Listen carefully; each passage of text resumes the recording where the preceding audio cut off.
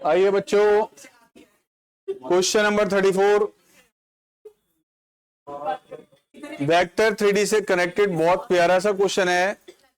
NCERT का solve example हुआ करता था, एनसीईआरटी ने इसको हटा दिया, लेकिन जितना टॉपिक आपका सिलेबस में है उसी का क्वेश्चन है ये, उसी का ये, ठीक है। A line makes angles alpha, beta, gamma and delta with the diagonals of a cube। एक लाइन के बारे में मैसेज दिया गया कि उसने एंगल अल्फा, बीटा, गामा और डेल्टा बनाए हैं, किसके साथ? क्यूब के डायगोनल्स के साथ। अब प्रूव करना है cos square alpha plus cos square beta plus cos square gamma plus cos square delta 4/3। अगर क्वेश्चन आया एग्जाम में 5 मार्क्स का ये, और आएगा तो 10 में से 8 बच्चे तो नहीं कर पाएंगे। जो 2 कर पाएंगे वही कर पाएंगे जिन्होंने पहले किया होगा। ध्यान से देखिए जरा। सर यहां पे क्यूब के बारे में बात की जा रही है, तो आइए पहले हमने क्यूब ड्रॉ किया।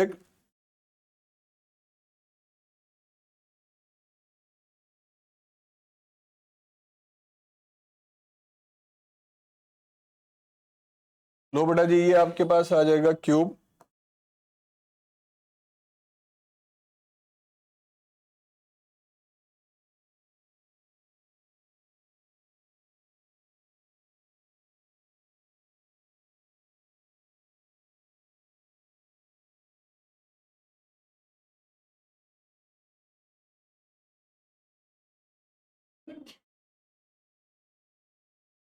ठीक है, ये 3 आपके पास एक्सिस आ गई, और इस क्यूब की एक एज आपको एज्यूम करनी है।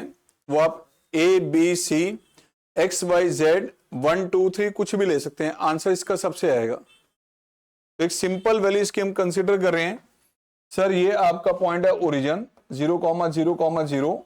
सर ये आ गई X axis, this is Y axis और ये जेड एक्सिस। एंड ये मान लिया सर हमने let edge of the cube be 1 unit.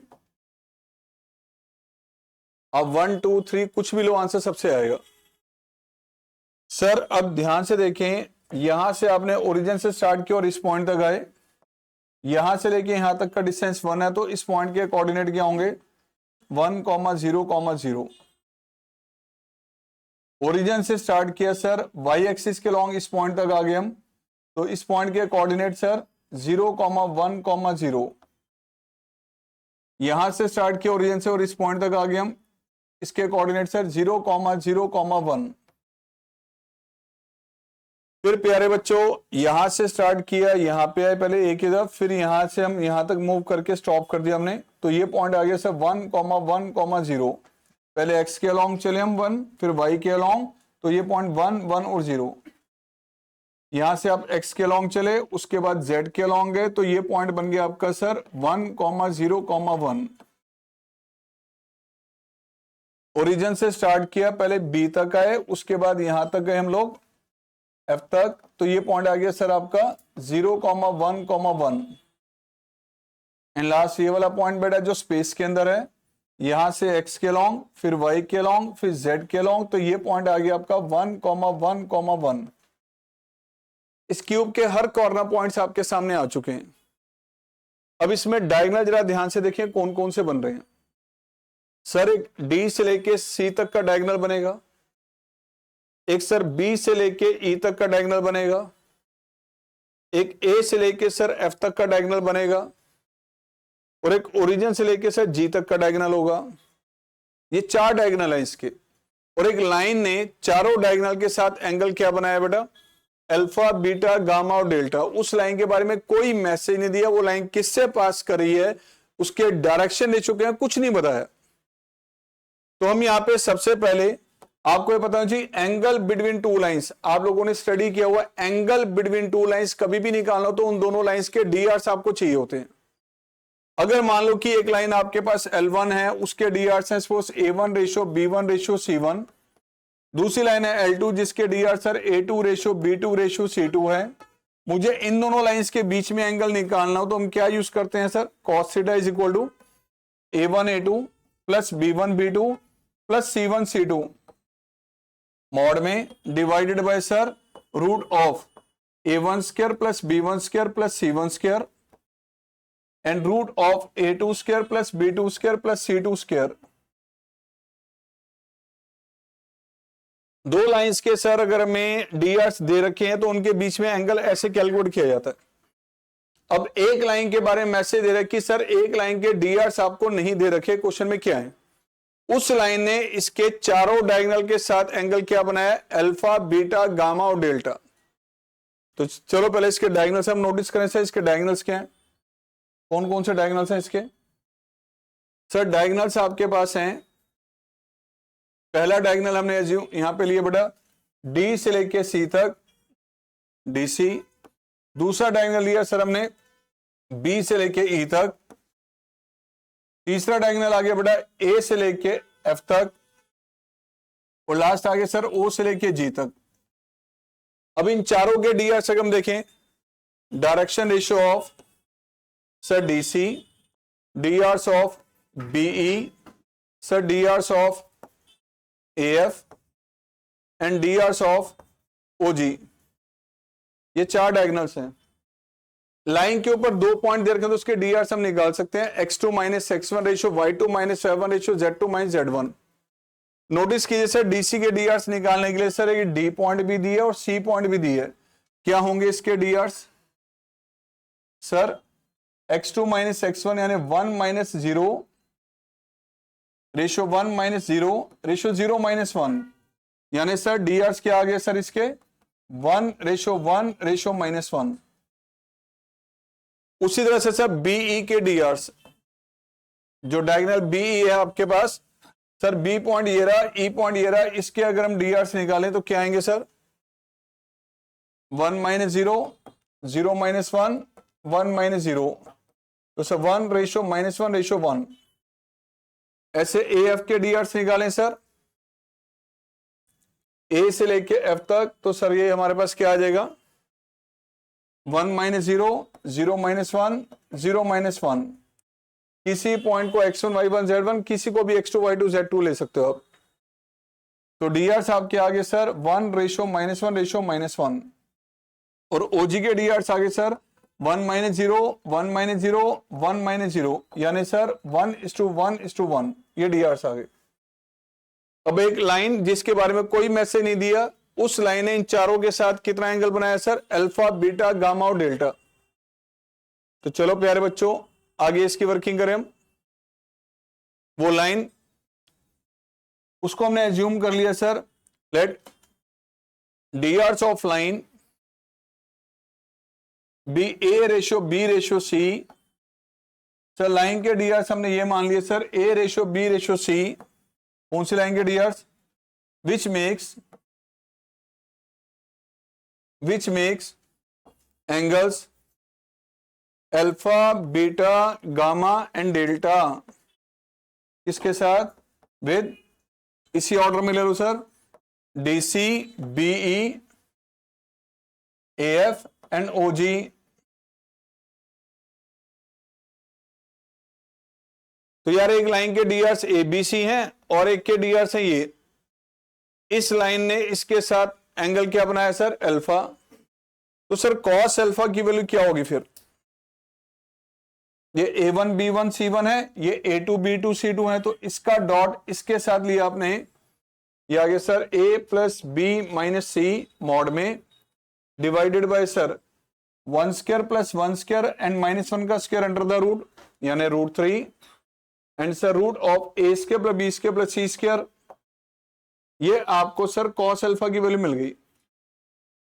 उसी तरह से सर कॉस बीटा क्या होगा, इसका एंगल इसके साथ कैलकुलेट करना हो तो A minus B plus C mod में divided by sir √3 and root of A square plus B square plus C square.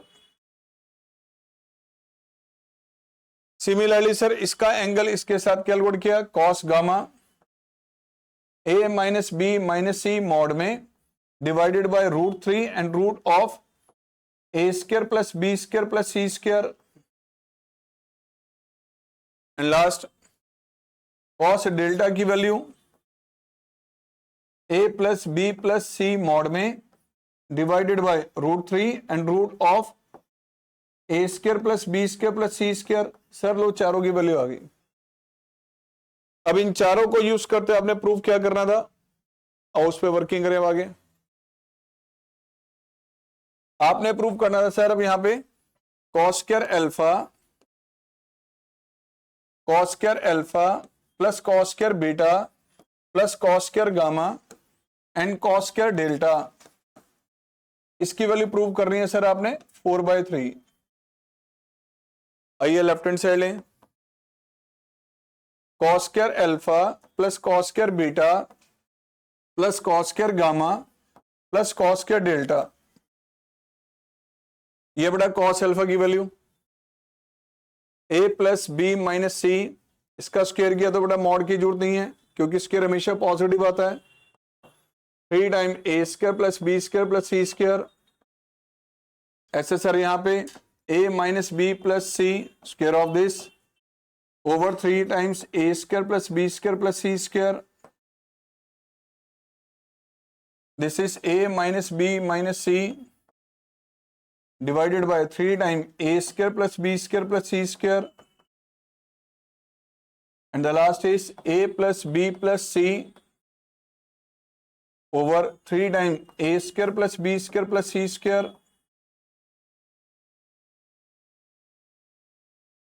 अब इसको सॉल्व करना है। आओ बेटा तीनों का सबका डिनोमिनेटर जरा चेक कीजिए सेम है, तो होल स्क्वायर ओपन करेंगे, A square plus B square plus C square plus 2ab minus 2bc minus 2ca। पहला परफेक्ट स्क्वायर ओपन किया तो सर ये आ गया। ऐसे ही सेकेंड परफेक्ट स्क्वायर ओपन करें, sir A square plus B square plus C square minus 2ab minus 2bc plus 2ca। And next perfect square open करें,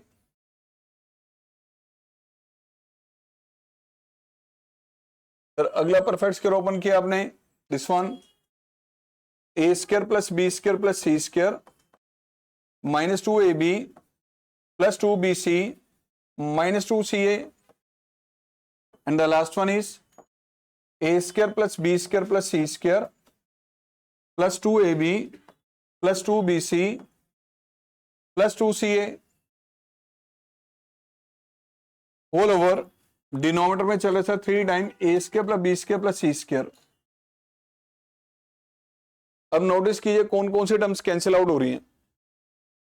सर आप चेक करें तो ये 2ab सर ये माइनस 2ab से कैंसिल आउट, सर 2bc यहाँ 2bc से cancel out, same here 2ab sir ये 2ab से कैंसिल आउट, 2bc 2bc से cancel out, 2ca plus 2ca 4ca and minus 4ca यहां पे चल रहा है, ये भी कैंसिल आउट। तो बेटा लास्ट क्या आ गया आपका 4 times A square plus B square plus C square divided by 3 times A square plus B square plus C square. दोनों कैंसिल आउट तो result 4/3।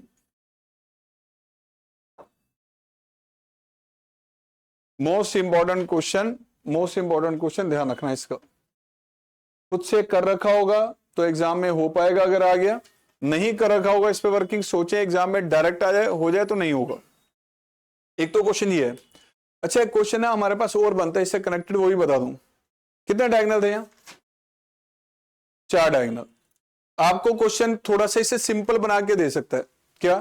Prove that the angle between 2 diagonal of A cube is cos inverse 1/3। कितने diagonal थे? 4। चारों के D R निकाले, हमें कोई भी 2 डायगोनल निकालने, एनी 2 डायगोनल, दोनों डायगोनल्स के बीच में एंगल प्रूव करना है कॉस इनवर्स 1/3।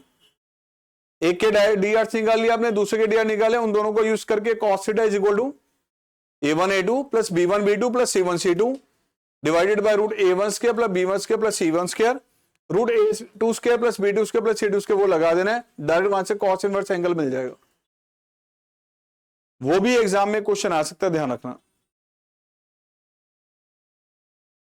और बेटा next question, A company produces 3 products every day, there total production on a certain day is 45 ton. 3 तरह के प्रोडक्ट एक कंपनी हमारे से प्रोड्यूस कर रही है और किसी भी एक सर्टेन डे पे प्रोडक्शन नोटिस किया तो 45 टन है। आगे कह रहा है it is found that the production of the third product exceed the production of first by 8 ton while the total production of first and third is twice the production of second. Determine the production level of each product using matrix method. तो sir 3 product हैं, मान लिया यहां पे बेटा, let production of 3 products be X, Y and Z. मान लिया बेटा फर्स्ट सेकंड थर्ड के तीनों का प्रोडक्शन ये चल रहा है। टोटल प्रोडक्शन एक सर्टेन डे पे कितना चल रहा है 45 टन, यानी दिस प्लस में दिस प्लस में दिस तीनों का सम किसके इक्वल है सर 45। ये फर्स्ट आपके पास हमारे पास दे दी गई है लीनियर इक्वेशन। सेकंड क्या कह रहा है sir, it is found that the production of third exceed the production of first, this exceed the production of first, यानी Z और X में जो डिफरेंस है वो कितना दिया गया 8 टन। यानी सर इसको मैं लिख सकता हूं -X plus 0Y plus Z is equal to 8। लो प्यारे बच्चों, सेकंड इक्वेशन बन गई। And the next one is total production of first and third twice the production of second. First और थर्ड का टोटल प्रोडक्शन आपने लिया, यानी X और Z का सम 2 टाइम्स ऑफ सेकंड 2Y के इक्वल, यानी x minus 2y plus Z is equal to 0। ये आपके पास थर्ड इक्वेशन आ गई बेटा। अब इनके बेसिस पे आपने वर्किंग करनी है आगे। तो 3 इक्वेशंस आपके सामने है बेटा, आओ इसको आप मूव करें। इसमें x plus Y plus Z आपके पास है 45।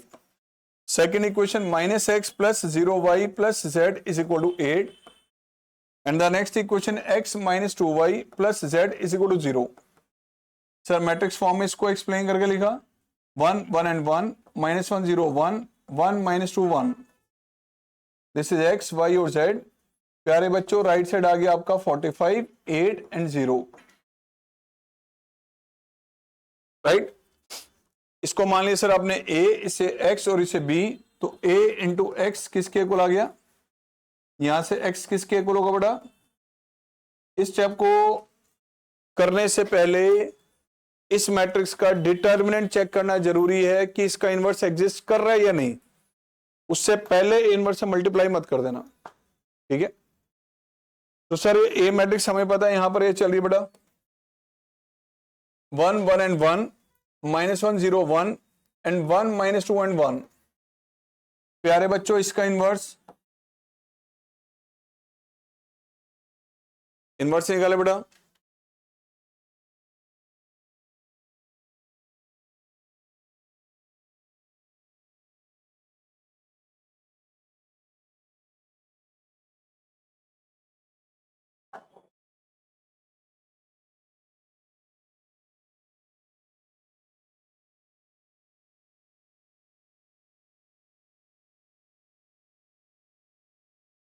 लो जी इनवर्स आ गया। इस इनवर्स को अब यहां रिप्लेस कर देना और एक्स वाई जेड की वैल्यू निकालनी है बेटा। तो चलो ये जो इक्वेशन आपके पास थी सर, इस इक्वेशन में इनवर्स की वैल्यू रिप्लेस करें। अब x is equal to A inverse B. प्यारे बच्चों ये आ गया आपके पास x y और z। ए इनवर्स आ गया दिस वन 2 -3 1 2 0 -2 2 3 and 1 इनटू में मैट्रिक्स बी। बी बेटा हमारे पास ये चल रही है 45 8 and 0। मल्टीप्लाई किया बेटा 90 -24 plus 0 90 plus 0 -0 90 plus 24 plus 0 1/6 of कितना आ गया 66 90। क्या आ गया एक्स वाई जेड की वैल्यू 11 15 और 19। कंपेयर करो आंसर बता दो। अगर कोई वर्ड प्रॉब्लम का क्वेश्चन ऐसा आता है और आप उसको यहाँ पे इक्वेशंस में कन्वर्ट करने में मिस्टेक कर रहे हैं तो आगे के मार्क्स मिलने नहीं हैं, ध्यान रखना, ध्यान रखना, ठीक है। तो पहले ये करेक्ट होना जरूरी है। बोर्ड का पेपर चेक होना है, आप सबको पता है, ये वेरी फर्स्ट ईयर है, ऑनलाइन पेपर चेक होगा। आपका आंसर शीट एक पोर्टल पे अपलोड कर दी जाएगी, टीचर को लॉगिन पासवर्ड मिलेगा, उन टीचर ने चेक करना है। एक क्वेश्चन को गलती से 2 बार मत कर देना, नोटिस में आओगे इस बार पक्का, ठीक है, नोटिस में जरूर आओगे। पेपर में प्रेजेंटेशन बहुत ज्यादा मैटर करेगी, ध्यान रखना, ऑनलाइन मोड में ये बहुत ज्यादा जरूरी है आप सबके लिए। तो पेपर मैंने आपको बताया था, जब भी मैथमेटिक्स का पेपर आप कर रहे हैं खास, तो एक चीज का ध्यान रखें। सर मैंने आपको कहा था कोई भी आपकी आंसर शीट होगी तो उस आंसर शीट में प्लीज प्लीज प्लीज यहां पे आप लोगों ने मार्जिन जरूर रख दीजिए। पहले इस मार्जिन में ऊपर लिख दीजिए सर रफ, मैथमेटिक्स के लिए खास कह रहा हूं, ठीक है। हर एक पेज पे मार्जिन रखें और जो आपको कैलकुलेशन वर्क करना पड़ रहा है, रफ वर्किंग, वो सब यहां करें। हेडिंग दे दी ना ऊपर, टीचर ने इसको अवॉइड करना है, अवॉइड करना है। और कोई क्वेश्चन आपने सॉल्व कर लिया है, सॉल्व कर लिया है सपोज, तो उसके बाद सेकंड क्वेश्चन ड्रॉ करने से पहले लाइन जरूर ड्रॉ करें ताकि पता चले यहां से आपका अगला क्वेश्चन स्टार्ट हो रहा है, ठीक है। हर एक टीचर हमारे पास बहुत अच्छे मूड के अंदर बैठा हुआ है, चेकिंग के टाइम में जरूरी नहीं है, नहीं पता तो आपके पहले मैथमेटिक्स में एक मैसेज खास दे रहा हूं, कोई भी पेपर अटेम्प्ट कर रहे हैं, कोई भी सेक्शन, देखो 5 सेक्शन है, ABCDE, कोई भी सेक्शन स्टार्ट करो पहले पूरा सेक्शन करना। ऐसा नहीं एक सेक्शन बी का क्वेश्चन उठाया, अगला ही बी का उठा दिया, फिर ई का, फिर डी का, फिर ए का, फिर बी का, ऐसी खिचड़ी मत पकाना। टीचर इरिटेट होगा, पक्का होगा, कहेगा बदतमीज, सारे बच्चे को समझ नहीं है, 12th क्लास कॉलेज में जा रहा है, उसको पेपर कैसे अटेम्प्ट करना चाहिए पता नहीं चलना उसको। तो ऐसे केस में आप लोग की जरूरत है कि एक मैनर पहले समझो, पेपर को अटेम्प्ट जब भी करने, वैसे तो सीरियल ऑर्डर में करना चाहिए, लेकिन अगर आपको लग रहा है मेरे लिए कंफर्टेबल नहीं है तो जो भी सेक्शन उठाओ वो सेक्शन पूरा पहले कंप्लीट करना है, तो अगला सेक्शन उठाना है। यानी कि कभी एक सेक्शन का, कभी दूसरे का, कभी तीसरे का, ऐसे नहीं, एक सेक्शन कोई भी उठाओ कंप्लीट, देन अगला सेक्शन, वो किसी भी ऑर्डर में सेक्शन हो डजंट मैटर, लेकिन वो सेक्शन कंप्लीट होना चाहिए, ठीक है। एक टीचर के पास इंप्रेशन पड़ता है कि बच्चों को समझ आएगी पेपर कैसे अटेम्प्ट करना चाहिए, that is the first impression, ध्यान रखना। आगे आ जाओ बेटा, प्रोबेबिलिटी का क्वेश्चन है। 1 bag contains 4 yellow and 5 red balls. Another bag contains 6 yellow and 3 red balls. Sir 2 bag दे दिए, बैग 1, बैग 2, और दोनों में येलो और रेड कलर की बॉल्स आपको दे दी गई हैं। सर यहाँ 4 और 5 का कॉम्बिनेशन है या 6 और 3 का कॉम्बिनेशन है? आगे क्वेश्चन में क्या कह रहा है? A ball is transfer from first bag to second, first में से एक बॉल निकाली, सेकंड में ट्रांसफर कर दी, and then a ball is drawn from the second, उसके बाद सेकंड से आपने एक बॉल निकाली है। If the ball drawn from the second bag is yellow, what is the probability of the transfer ball being red? देखो first से second से बॉल ट्रांसफर की, ये नहीं बताया कौन से कलर की है, रेड है या येलो है। फर्स्ट से सेकंड में बॉल ट्रांसफर की, उसके बाद सेकंड से एक बॉल निकाली है। अब इस पार्ट में क्या कह रहा है? फर्स्ट पार्ट में अगर बॉल जो ड्रॉ की गई है सेकंड से वो येलो कलर की आई, चांसेस इसके निकालने की यहां से जो ट्रांसफर की है फर्स्ट से सेकंड में वो रेड कलर की थी। फर्स्ट से सेकंड में कौन से कलर की ट्रांसफर हो सकती है? येलो भी हो सकती है और रेड भी हो सकती है। तो सर यहां पे आपने पहली इवेंट ली E1, transferred ball is red in colour, transferred ball is yellow in color. Probability of E1 and probability of E2. First से जो आपने बॉल ड्रॉ की है वो रेड कलर की है, उसके चांसेस क्या होंगे? 5/9, नहीं तो येलो कलर की है 4/9। सर ये आपके सामने हमारे पास एक फर्स्ट रिजल्ट आ गया E1 और E2 की प्रोबेबिलिटी। अब कौन सी इवेंट है जो अकर कर चुकी है? Ball drawn from second bag is yellow, second से जो बॉल निकाली गई वो येलो कलर की थी। तो टी इवेंट अगर हम ले लें, ball from second is yellow in colour,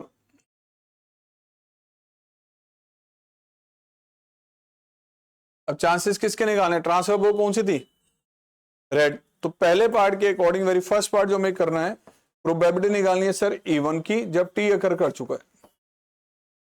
and as per Bayes theorem ये क्या होगा sir, probability of E one into में probability of T by one, probability of E one into में probability of T by one plus probability of A two into में probability of T by to.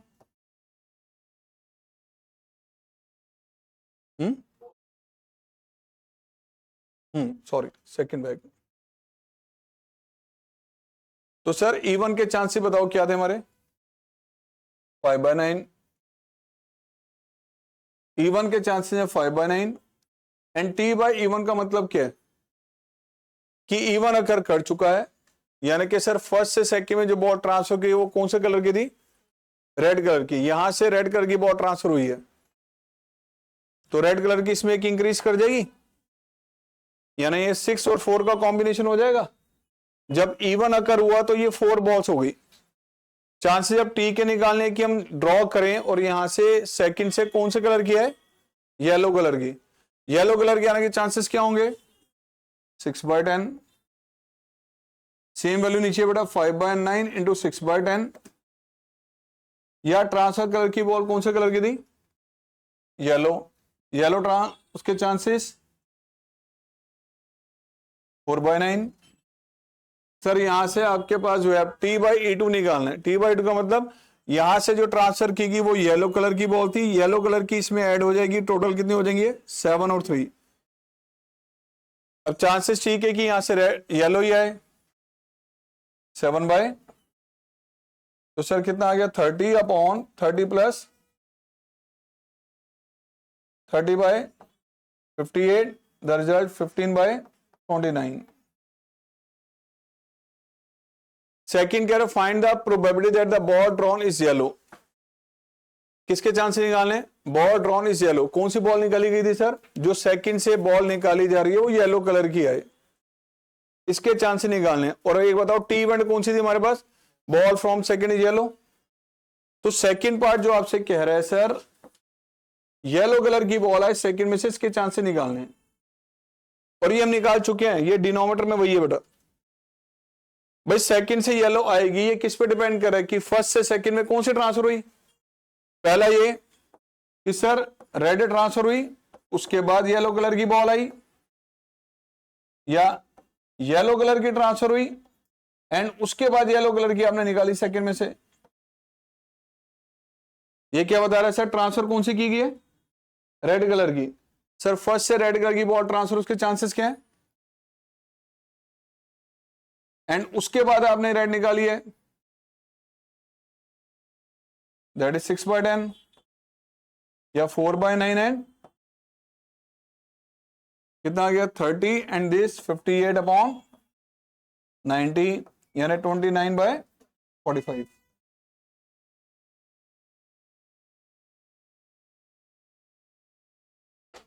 आ जाओ बेटे,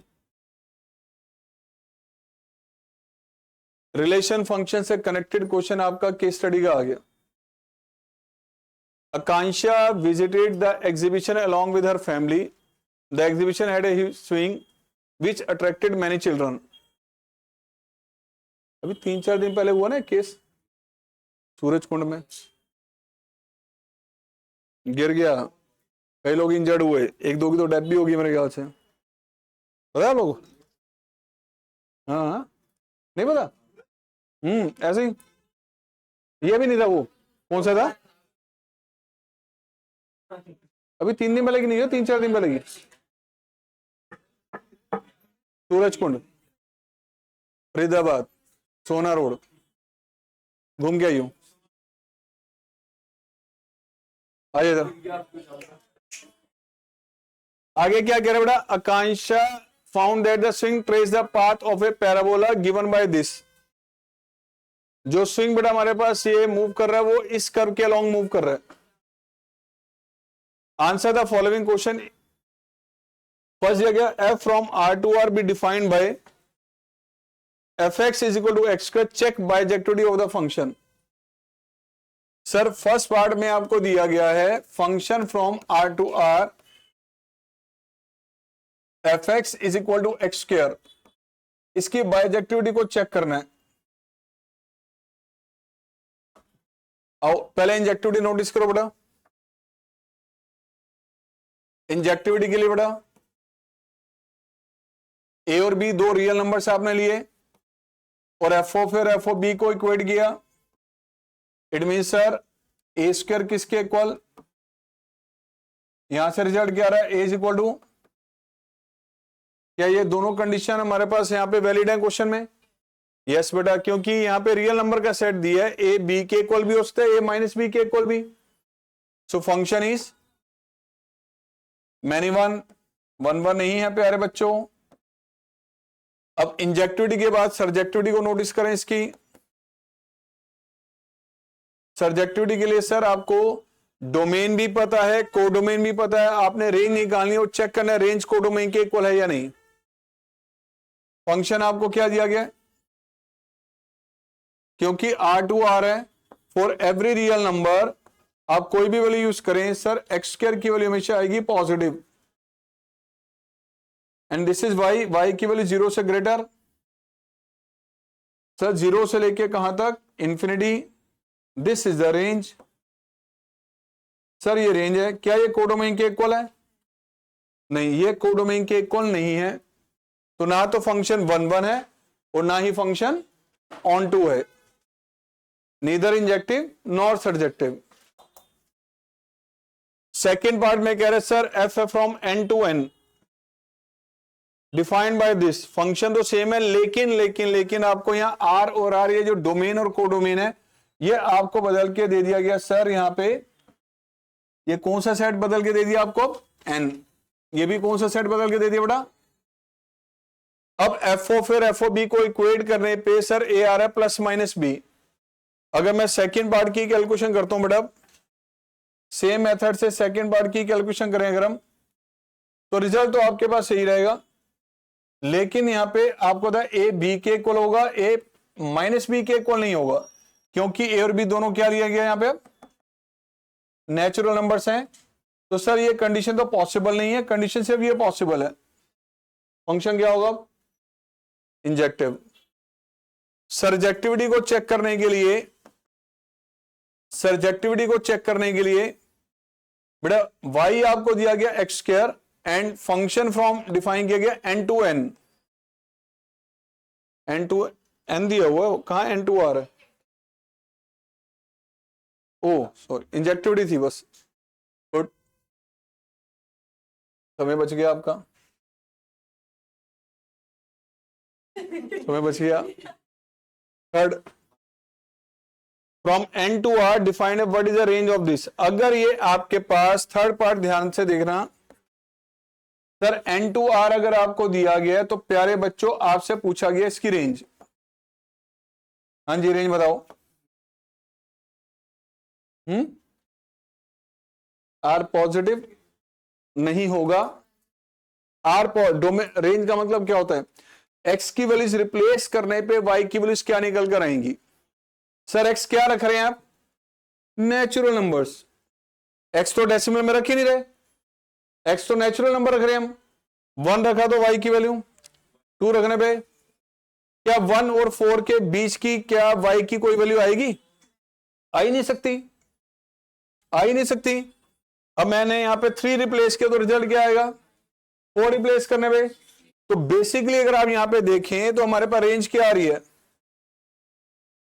sir 1 रखा तो 1, 2 रखने पे 4, आगे 9, 16, 25 एंड सो ऑन।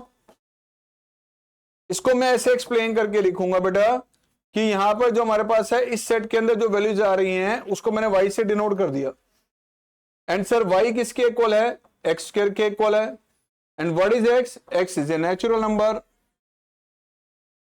ये आ गया आपका रोस्टर फॉर्म में, ये आ गया सेट बिल्डर फॉर्म में।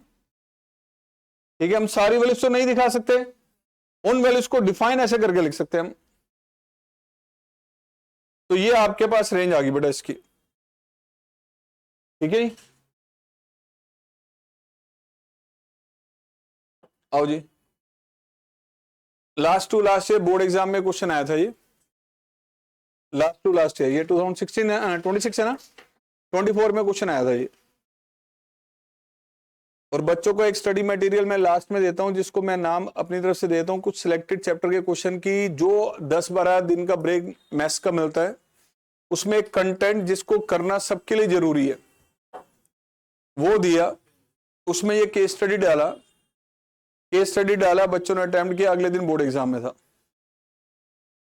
3 केस स्टडी में से 2 केस स्टडी उस स्टडी मटेरियल में थे जो बच्चों को दिया था मैंने। हर साल नहीं होगा, डिपेंडिंग ऑन द कर्मास, ठीक है। थोड़ा समय बचा हुआ है, कर लो उसको याद।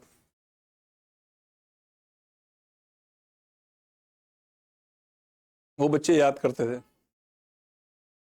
आजो मोहित जी, क्या हो गया? नहीं, मैंने कब कहा? मैं तो उनके लिए कह रहा हूं, देखो सब कुछ अच्छे बुरे कर्म करते रहते, कोई अच्छे भी कर रहा है, कोई बुरे भी कर रहा है, ठीक है ना। लेकिन कुछ ही ऐसी होती है जो इन कर्मों से अलग होती हैं, वो कर लो थोड़ा सा, ठीक है। आ जाओ, मोबाइल बाद में चलाना, समय बहुत है आपके पास। क्वेश्चन पढ़ो, क्या कह रहा है? There is a local printing press whose owners is given a bulk order for printing of a magazine by school of the same locality. He shows variety of pages to school administration. Following is the pictorial description of a particular page selected by school administration. कोई printing हमने करवानी थी, कोई magazine थी, और जो printing हमारे press का जो ऑनर था, जो भी हमारे पास उसकी प्रिंटिंग प्रेस थी, उससे रिलेटेड आगे का आगे उसको इनवाइट किया गया, उसने अलग अलग पेजेस दिखाए, तो पेज हमारे पास ये सिलेक्ट हुआ। कह रहा total area of the page is 150 centimetre square. अगर आपको एक पेज दे दिया जाए तो उसके पेज के लेफ्ट कॉर्नर और राइट कॉर्नर से कभी भी टाइपिंग स्टार्ट होती है, लेफ्ट राइट में कुछ मार्जिन होता है, ठीक है। तो ये अगर ये जो आउटर वाला ये जो रेक्टेंगल है ये पूरा पेज है, और इनर वाला जो रेक्टेंगल है ये वो एरिया दिखा रहा है जिसके अंदर टाइपिंग की गई, ठीक है। और ये जो बाकी बीच का जो दोनों के रेक्टेंगल के बीच में जो एरिया ये मार्जिन है, जितना ऊपर से और नीचे से मार्जिन छोड़ा गया, लेफ्ट और राइट से मार्जिन छोड़ा गया। क्वेश्चन में कहा गया total area of the page. Sir total area of the page ये आपके पास आ गया बेटा, हमारे पास ये जो एरिया मैं आपके सामने शो कर रहा हूं, ये मार्जिन आ गया आपका, ठीक है। अब जो इनर वाला रेक्टेंगल है और ये कलरफुल एरिया जो कंप्लीट पेज है, उसका एरिया हमारे पास कितना बताया इसने? 150 सेंटीमीटर स्क्वायर कंप्लीट पेज का। और इसकी डायमेंशन उसने खुद दिखा रखी है यहाँ पे हमारे पास। सर ये वाई आपके पास है, और ये क्या है आगे? क्या the combined width of the margin at the top and the bottom is 3 centimetre. कह रहा है टॉप और बॉटम में ये जो मार्जिन है इसकी कंबाइंड विड्थ, यानी सर ये पोर्शन देखें दिस वन और ये, तो कंबाइन मिला के कितना ये 3 सेंटीमीटर। ऐसे ही कह रहा है साइड में जो मार्जिन है ये वाला मार्जिन और ये वाला मार्जिन की कंबाइन विड्थ कितनी है? 2। तो एक बात बताइए, ये अगर आपके पास यहां से देखें दिस एंड दिस या 3 है, तो ये इनर जो आपके पास ये विड्थ चल रही है कितनी रह जाएगी? ये x-3। ऐसे लेफ्ट और राइट का मार्जिन अगर 2 है तो ये इनर विड्थ कितनी रह जाएगी यहाँ? y-2। अब ये जो अंदर वाला रेक्टेंगल है उसकी साइड्स y-2 और x-3 है, ये printed area. What is the relation between x and y? Sir ये पूरे पेज का एरिया कितना था? दैट इज 150 सेंटीमीटर स्क्वायर, यानी x इंटू वाई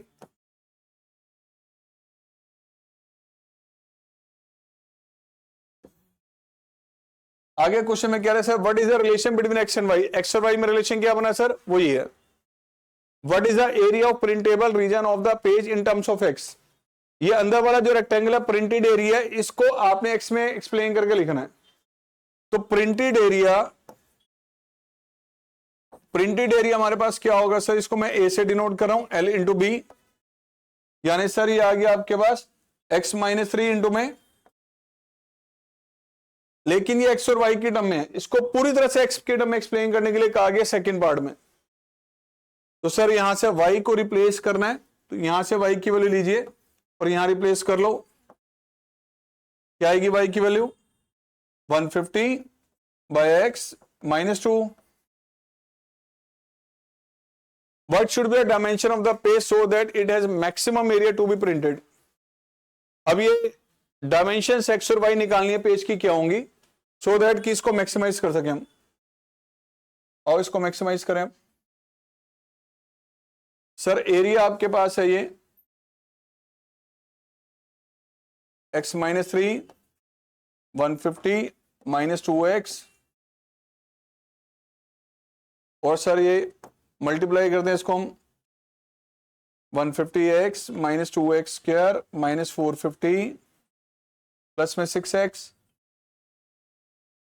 एरिया आ गया sir 156x minus 2x square minus 450, whole divided by x है, या डिवाइड करके लिख दो इसको, ज्यादा बेटर है, नहीं तो आगे कैलकुलेशन डेरिवेटिव में बढ़ जाएगी। तो एरिया हमारे पास आ रहा है 156 minus 2x minus 450 by x, और मैक्सिमाइज करें डेरिवेटिव,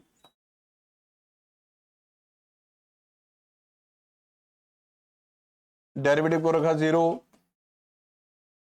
तो 450 बाई एक्स स्क्वायर किसके इक्वल आ गया सर,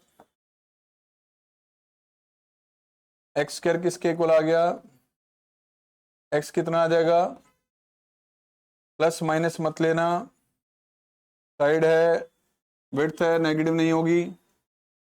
अब ए डैश आपके पास है सर माइनस 250 माइनस 2 प्लस में 450 एंड एक्स की पावर,